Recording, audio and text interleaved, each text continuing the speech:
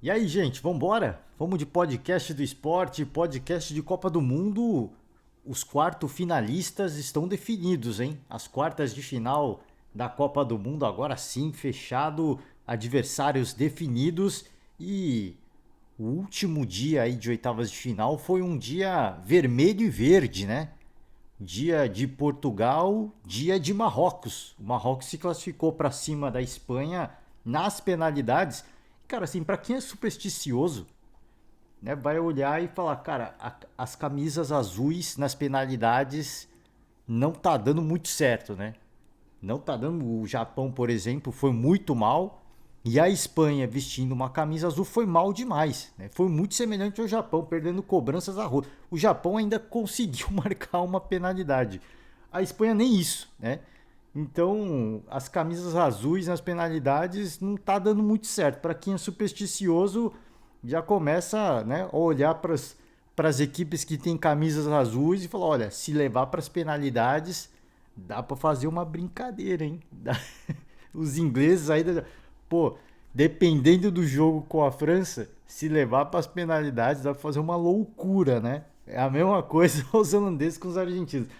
Brincadeiras à parte, obviamente. A própria seleção brasileira, a camisa B da Croácia, se eu não me engano, é azul, né? Se eu não me engano. Brincadeiras à parte, tem todo o folclore, tem toda a superstição.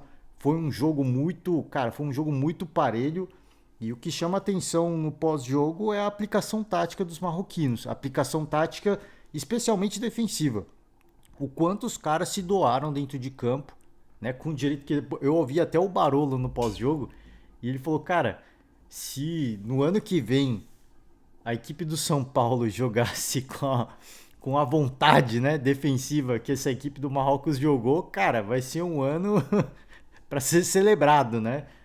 Jogou muito, assim, as duas, assim, o jogo foi parelho, Espanha teve chances, Marrocos teve chances, o Marrocos se defendeu muito bem, chamou muita atenção, né? O quanto os caras se doaram dentro de campo, o jogo foi para as penalidades e nas penalidades brilhou aí, chamou atenção, obviamente, né? A falta de eficiência dessa equipe espanhola, porque a gente sempre fala aqui, cara, os atletas que jogam nas grandes ligas, eles costumam ter mais qualidade técnica e além da qualidade técnica, os caras estão mais acostumados a lidar com a pressão. Né? A pressão de você, cara, jogar com um grande rival, pressão da imprensa, né? Porque se você parar para pensar a Espanha, por exemplo, pô, a pressão que a imprensa espanhola faz em cima de uma equipe de futebol espanhola é gigantesca, assim como é no Brasil. Então você tá sempre lidando com a pressão. E a gente imagina, pô, o cara tá mais acostumado a lidar com esses momentos difíceis e costuma sair bem sucedido. A gente viu isso a Croácia, por exemplo, diante do Japão, duas equipes totalmente distintas nas cobranças de penalidade e essa equipe e essa disputa em especial contra o Marrocos, quando chega nas penalidades a gente pensa, pô, agora moiou, né? Assim, os caras fizeram o que deu para fazer e nas penalidades não é só questão. Eu falo da questão de você ter mais qualidade técnica, você ter mais, cara, sangue frio para lidar com os momentos difíceis, mas é a questão do cansaço também, né? O quanto os caras se doam e se entregam dentro de campo, você fala, pô, mano, me parece ser uma equipe que tá mais cansada, pelo que os caras se doaram dentro de campo, né? Não que os espanhóis não se doaram, mas você via, cara, os caras na defesa, pô, se jogando muita vontade, muita, cara, muita garra, muito coração. E você fala, pô, chega nas penalidades também mais cansado, a perna pesa. E você fala, pô, não vai dar, mano, não vai dar. E aí, cara, aí a história está escrita, né? A história começou a ser escrita porque o Marrocos abre a série de penalidades e a Espanha já perde logo a primeira. Logo de cara, o Sarabia, né, acertou a trave e aí o Marrocos foi para para a segunda cobrança, fez segunda cobrança espanhola. O goleiro Bono se consagrou, né? O goleiro Bono do Marrocos fez a defesa. Marrocos teve a chance aí de fazer 3-0, mas aí foi a vez do goleiro espanhol defender.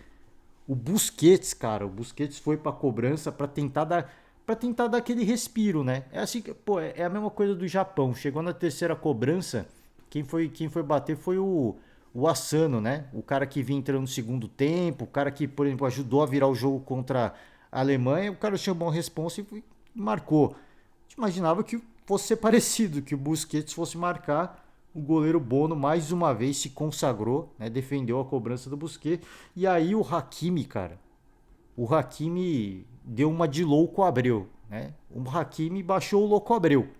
Ele com cavadinha no meio do gol fecha a série 3-0 para o Marrocos nas penalidades e o Marrocos se classifica de uma forma heróica até. É uma equipe que jogando muito bem, cara. Assim, uma equipe muito organizada. Tem jogadores de qualidade. O Ziyech, por exemplo, ele é muito bom jogador. O próprio Hakimi, que fechou a série com cavadinha, né? Muito bom jogador também. Cara, o Marrocos é uma equipe muito ajeitada. E assim, a gente teve ao longo da Copa os azarões, né? Se a gente olhar para os azarões, as equipes menos tradicionais, a gente fala, pô, tem várias equipes bem ajustadas, mas essa do Marrocos, ela me parece, cara, muito organizada em todos os. Me parece não, ela vem concretizando isso. Ela é muito organizada em todos os setores: defensivo, meio de campo, ofensivo.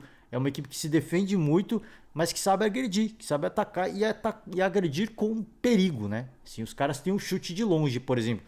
O Japão, se a gente for fazer um paralelo, também é uma equipe que tem uma defesa muito boa, se bem que eu acho que a do Marrocos é ainda melhor, a do Japão deixa um pouquinho mais de espaço. Tem o meio-campo também de muita qualidade e o ataque também, só que o Japão não tem um chute de fora da área, né? Uma vez na Copa da Rússia, o Roger, comentarista da Globo, ele até falou: o Japão, ele parece que os jogadores do Japão parecem ter uma esponja no pé, né? Os caras chegam, tá livre para bater, na hora que bate, sai um chute meio fraquinho, né?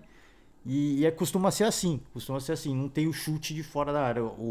A equipe do Marrocos não, já tem jogadores que tem um chute mais potente. Então me parece ser uma equipe que está à frente do Japão até, né? Então, cara, passou, foi surpreendente o resultado.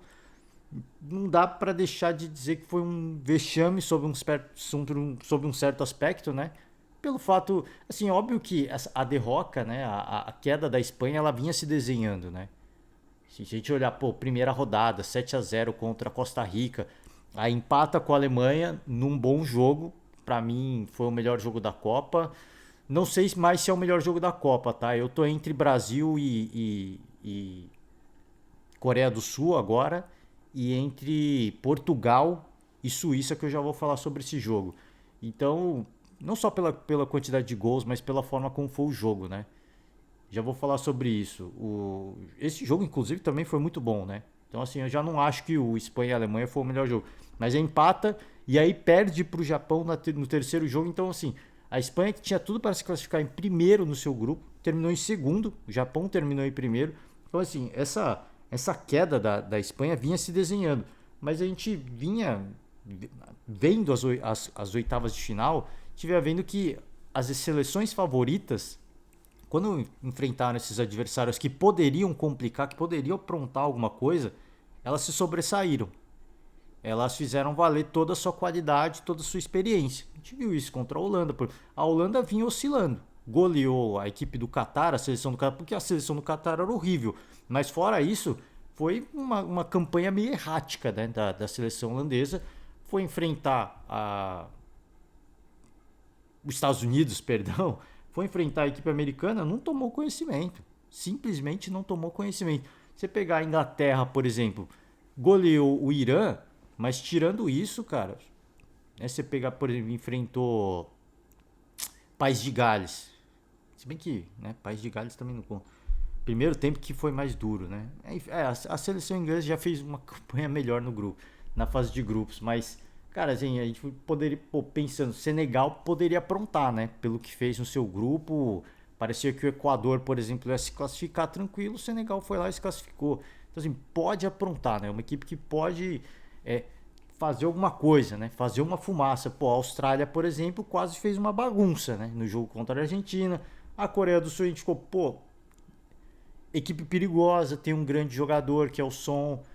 O Japão, por exemplo, levou o jogo para as penalidades. Então, assim, a gente sempre fica, pô, o azarão ele pode aprontar, mas os favoritos foram confirmando, né? Tirando a Croácia, eu acho que foi até as penalidades. Todos os outros eu acho que confirmaram com certa tranquilidade. O jogo da Argentina ficou tenso no final só, porque um gol caiu do céu. Só isso, mas de resto foi um jogo tranquilo. Até então, né? Depois caiu um gol do céu, o último lance ali quase a Austrália empata, literalmente o último lance da partida. Então, aí, pela lógica que vinha se desenhando, a gente achou, pô, eu acho que vai dar Espanha, né? Antes da bola rolar, mas tem aquela coisa, né? Sempre fala assim, sempre, mas sempre um azarão ele apronta. Um pelo menos vai passar. E tava, pô, chegou nessa última rodada de oitavas de final e falou, cara, alguma coisa vai acontecer. Pela lógica, vai dar Portugal e Espanha. Mas sempre um apronta, cara. Sempre um consegue uma façanha. E nesse caso foi Marrocos, que não foi nem que não é nenhuma equipe, nossa, equipe ruim, né? Equipe de menos qualidade. Se, por exemplo, a Austrália passa da Argentina, aí ia ser um negócio, cara, meu Deus, cara, o que tá acontecendo? Porque é diferente, o abismo técnico é muito grande. Existe uma diferença grande entre a seleção espanhola e a marroquina? Sim, é óbvio que existe. A gente também não pode ficar de hipocrisia. Mas o que os caras jogaram, o que os caras se mantiveram fiéis cara, com vontade nesse jogo é algo impressionante. Assim, existe uma diferença, mas os caras conseguiram tirar muito dessa diferença. Não é só aquela coisa, pô, um jogo de ataque contra a defesa. Não é um jogo que você fala, pô, a Espanha atacou e não conseguiu, né? Não, o Marrocos, ia falar Croácia. Às vezes pode ser que eu tenha falado Croácia aí no meio, se eu falei, perdão.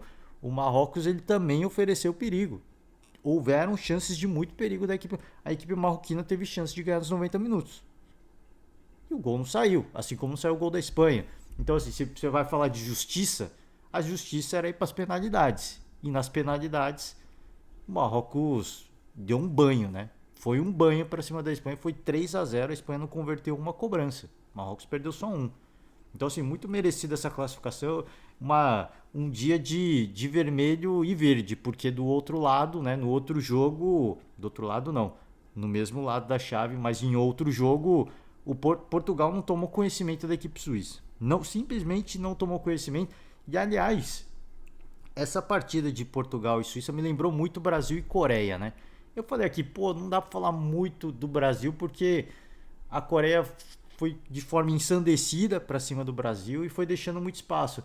Mas, cara, eu fui meio injusto, é verdade, né? Nessa análise, porque, cara, se é uma equipe de pouca qualidade, você pega, por exemplo, se a Coreia faz isso com a Austrália, eles amassam a Austrália, né? Se a Coreia faz isso contra o Japão, talvez eles amassassem o Japão, talvez. Agora contra o Brasil não. Por quê? Porque tem qualidade, né? Porque tem jogadores de altíssimo nível que sabem lidar com com um adversário que está tentando marcar alto. E eu falei, cara, o Brasil fez gols de contra-ataque. Na verdade não é contra-ataque, né? Depois eu ouvi alguns comentários falando e assim, a minha análise foi errada, porque o Brasil não fez gol de contra-ataque. O Brasil fez gol, tava com a posse. Não é que a Coreia estava com a posse da bola e o Brasil roubou. A Coreia estava com marcação alta. E aí na correria, né, quando o Brasil encontra espaço, na correria para voltar, fica um monte de espaço aberto. Foi a mesma coisa que aconteceu nesse jogo da Suíça.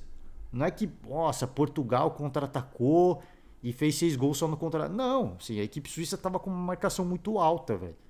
E aí a qualidade da seleção portuguesa. E esse jogo, eu falei, me lembrou muito Brasil e Coreia, porque a Suíça, eu acho que ela se baseou muito no que aconteceu no jogo contra a equipe da Sérvia, né? A própria Coreia do Sul enfrentou Portugal e conseguiu uma virada que garantiu a sua classificação jogando, pô, de forma valente e não se acuando. E aí eles falam, pô, a gente jogou assim contra Portugal e nos classificamos dessa forma. Então vamos jogar assim contra o Brasil. A Suíça eu acho que usou o mesmo racional. Pô, a gente enfrentou a Sérvia jogando. A gente tomou muitos gols, é verdade, né? Tomou gols que não tá acostumado, que a Suíça, pô, você pensa em Suíça, é uma equipe que vai tomar no máximo um gol, né? Tomou 2 gols ali da Sérvia e até tomou um susto, né? Porque sai na frente, toma uma virada, mas depois, cara, não tomou conhecimento da Sérvia no jogo, jogando de forma ofensiva. E eu acho que foi isso que eles pensaram, pô, vamos jogar de forma ofensiva. Porque, cara, a Coreia venceu essa equipe de Portugal. A gente jogando de uma forma mais propositiva, com a marcação alta, tentando recuperar a bola rápido, talvez a gente consiga fazer um bom resultado contra Portugal. E aí que foi o grande problema, porque antes da bola rolar, aí saiu a informação de que o Cristiano Ronaldo seria banco. E aí, pô, todo mundo, inclusive eu, não gravei antes do jogo, obviamente, mas inclusive eu pensei, cara, que loucura que esse técnico português está fazendo, mano. Que esse cara é maluco. Ele colocou o Gonçalo Ramos no lugar do Cristiano Ronaldo. Falei, cara, esse cara é maluco. Porque o Cristiano Ronaldo, ele não tem mais o pique, né, a arrancada de velocidade que ele costumava ter. Mas ele é um cara que sempre chama atenção. Inclusive o sexto gol de Portugal, o gol do Rafael Leão, na minha opinião, sai graças à presença do Cristiano Ronaldo.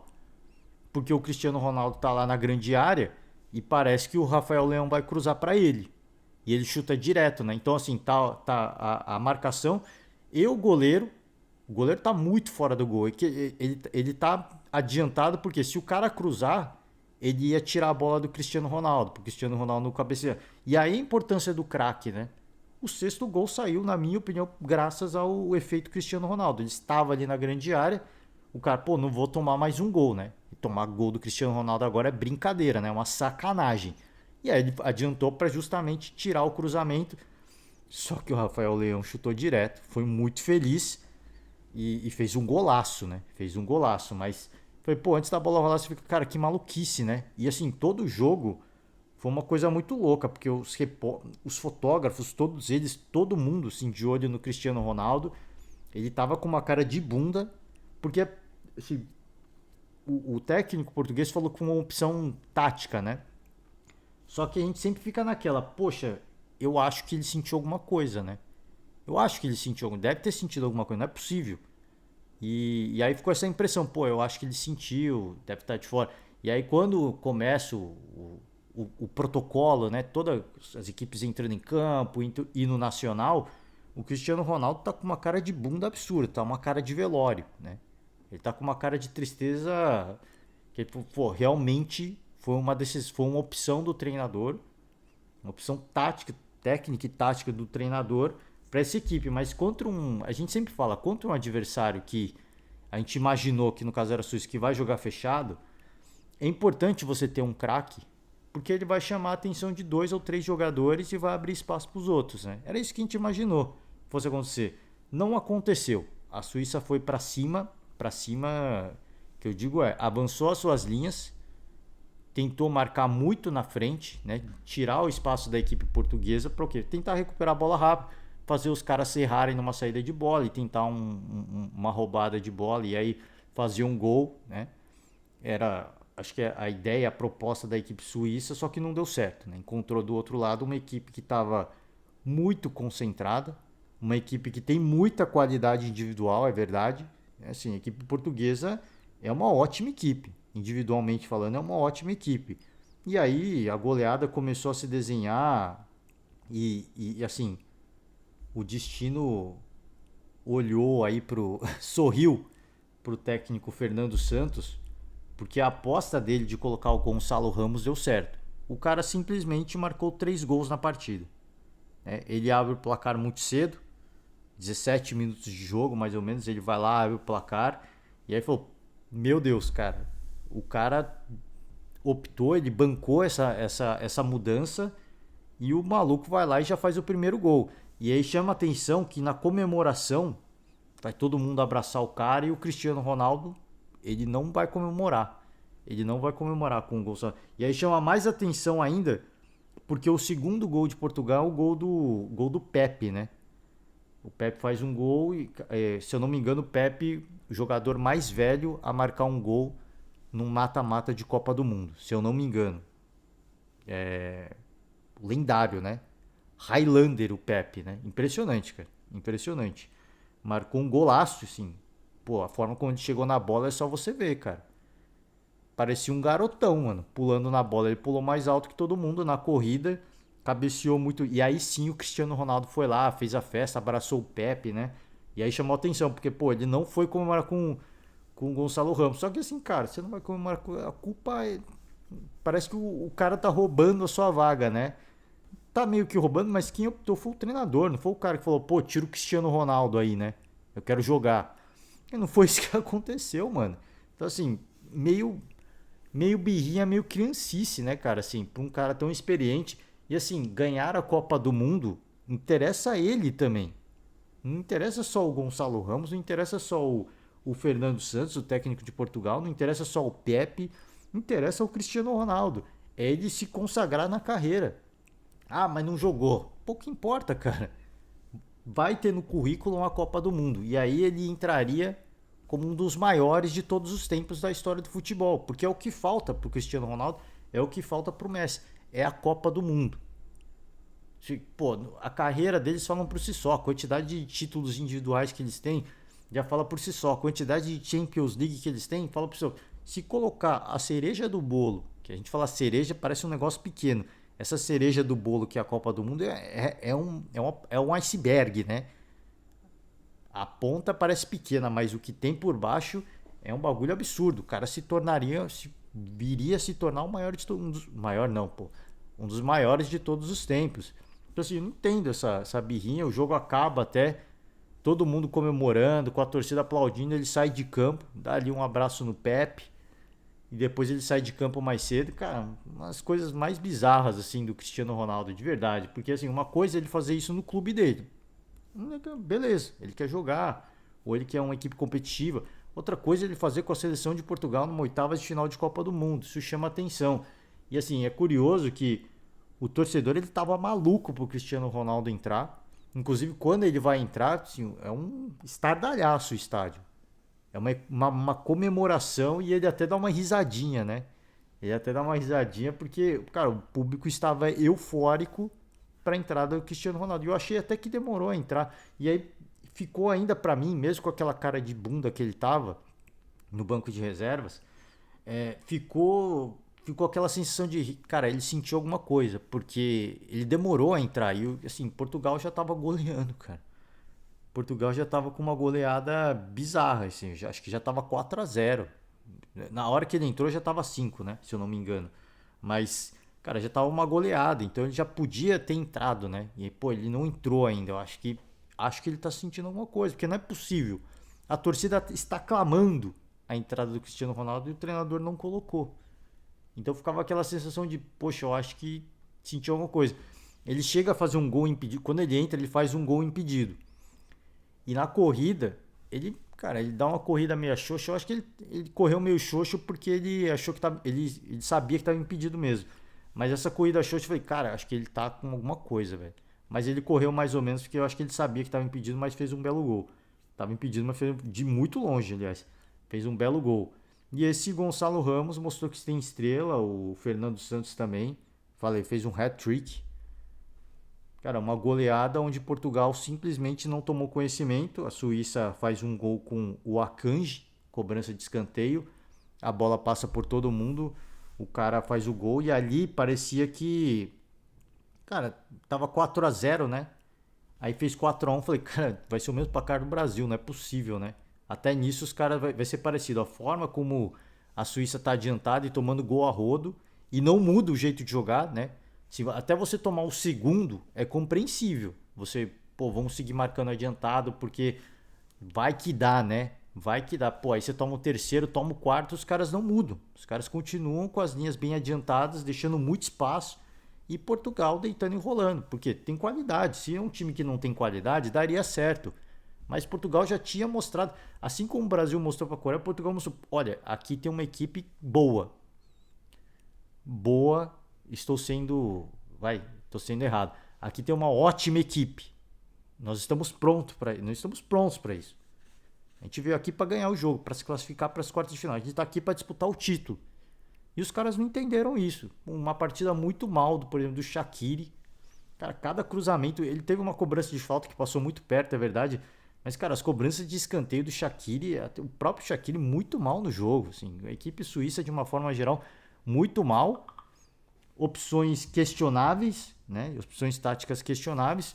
O goleiro Sommer, ele deu uma ajuda em vários lances. E o Portugal foi construindo com a sua qualidade, com a sua eficiência, foi construindo o placar. Teve gol do Rafael Guerreiro, falei do último gol do Rafael Ramos, um golaço. Poderia ter sido mais, tá?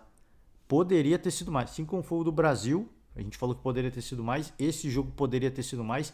e por um instante eu achei que seria um 7-0. Achei que a gente iria ver um 7-0. Cara, assim, um dos maiores vexames da história da Suíça nas Copas, na história das Copas, se não a maior, pela forma como jogou. Equipe totalmente vendida e quando toma o terceiro, quarto, eles simplesmente continuam jogando de forma desenfreada. Se ontem eu rotulei a equipe coreana de esquadrão suicida, a mesma coisa vale para a Suíça, um esquadrão suicida.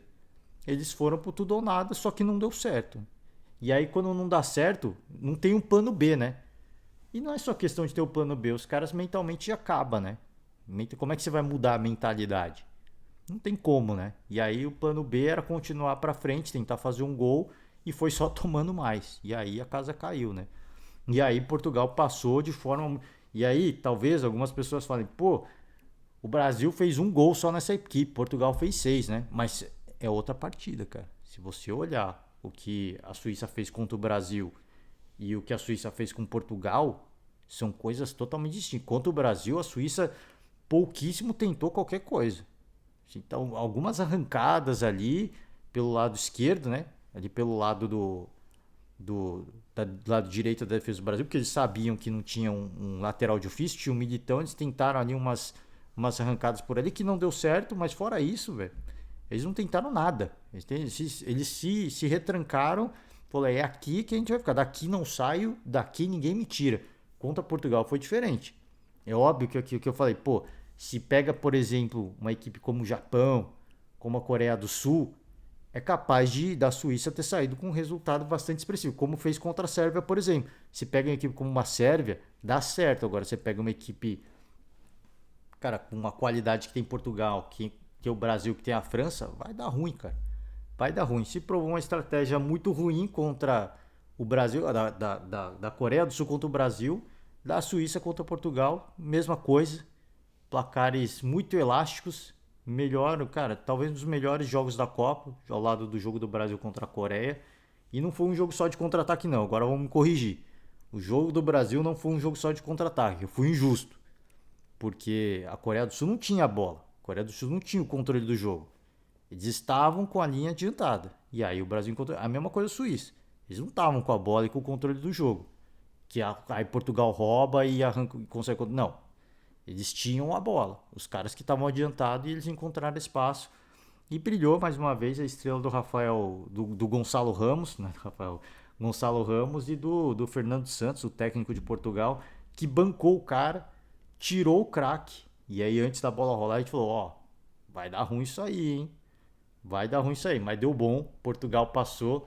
Mas eu concordo com algumas pessoas que falaram no pós-jogo: ó, contra a Suíça deu certo, beleza, mas daqui pra frente, contra o Marrocos, por exemplo, a história é outra. Assim, o peso que tem o Gonçalo Ramos e que tem o Cristiano Ronaldo é diferente. Você vai pegar uma equipe do Marrocos, o Marrocos não vai fazer o que fez a, a seleção suíça. O Marrocos não vai fazer isso. Até porque já tem um exemplo, já teve dois exemplos muito bons aí de goleadas que aconteceram se eles decidirem que vão jogar pressionando e tentar tirar o espaço de Portugal. Eles vão sofrer. Eles não vão fazer isso. É outro contexto. E aí, cara, aí eu acho que vai fazer falta o craque. Eu acho, sim. Talvez queime a língua. Talvez o Gonçalo Ramos entre de novo. Portugal faça 3-0 em Marrocos. 3 gols do Gonçalo Ramos. Aí eu calo a boca. Se passar do Marrocos tranquilo com um gol do Gonçalo Ramos, aí eu calo a boca. Mas eu acho que vai ser um jogo bem diferente de uma equipe que vai se defender muito bem e que a falta do Cristiano Ronaldo vai pesar, porque é um cara que chama a marcação. Falei, cara, o último gol é só você prestar atenção. O gol do Rafael Leão acontece porque o goleiro da Suíça, óbvio, tá desligado no lance, né? Ele sabe que o cara pode chutar, mas ele não quer tomar mais um, pô, já tá baleado, né? Mentalmente o cara já tá, pô, já foi, né? Já entregou a partida, mas ele tá pensando no Cristiano Ronaldo. Pô, o Cristiano Ronaldo tá ali, cara, né? Se o cara cruzar, e o cara vai cruzar, né? O cara tinha convicção, pelo posicionamento parecia que ele ia cruzar. Falou, vou sair, vou tirar a bola antes. Deu ruim, né? A casa caiu. Aí por isso que a gente fala, o craque ele chama a atenção. E aí eu acho que contra o Marrocos, talvez, sim, eu só imagino. É um cara muito novo, deu certo, mas, cara, assim, é outro adversário, é outra etapa E se mesmo se passar do Marrocos, se chegar numa semifinal pegando ou Inglaterra ou França, aí sim o bicho vai pegar. Aí eu acho que vai fazer falta o craque, porque precisa liberar espaço para a equipe jogar. Precisa de espaço. E o efeito Cristiano Ronaldo, por mais que ele não tenha arrancada mais, ele chama atenção num cruzamento, com a cabeçada. Ele pode dar uma bicicleta, ele tem o chute de fora da área. É um cara que, pô, ele vai sempre ter dois, três para fechar a frente e ele pode fazer um passe para alguém do lado, né? É isso que a gente fala. Por isso que a gente fala que os craques são importantes, né? Enfim, cara, passaram as equipes vermelho e verde. Portugal vai enfrentar Marrocos e, cara, assim, a gente vai ficar de hipocrisia falar que Portugal não tá feliz? Tá feliz porque goleou, mas também tá feliz porque vai pegar o Marrocos. Poderia ser Espanha, poderia ser pior, né? Poderia ser um clássico. Agora é um jogo possível, mais de um adversário que. Agora sim, este adversário provou que é um adversário indigesto, que não é favorito e que sabe jogar com essa questão de ser o azarão. Então vamos ver, vai ser um jogo legal, quartas de final definidas. Agora sim um tempo de descanso, né? Para o jogo do Brasil, logo menos, tá ali, tá batendo a porta, né? E dentre todos os favoritos que a gente imaginava, só a Espanha acabou não passando, né? O Brasil vai enfrentar a Croácia, Holanda e Argentina, Inglaterra e França, muito aguardado. Marrocos e Portugal, outro jogo interessante da gente ver. Um Portugal que vem de uma goleada e um Marrocos que vem fortalecido de uma classificação nas penalidades para cima da Espanha. É isso, gente. Agora eu finalizo, por hoje encerro, fecho a conta. Se der amanhã a gente volta, falar de outras coisas, falar de futebol brasileiro, né? Falar de futebol brasileiro, a gente fala dos craques da Copa do Mundo, enfim, a gente vai tentar gravar alguma coisa aí até o jogo do Brasil, até o jogo da Holanda e Argentina, dois jogos que acontecem no mesmo dia. É isso, por hoje eu fecho a conta. Valeu demais, forte abraço a todos e até a próxima. Tchau, gente.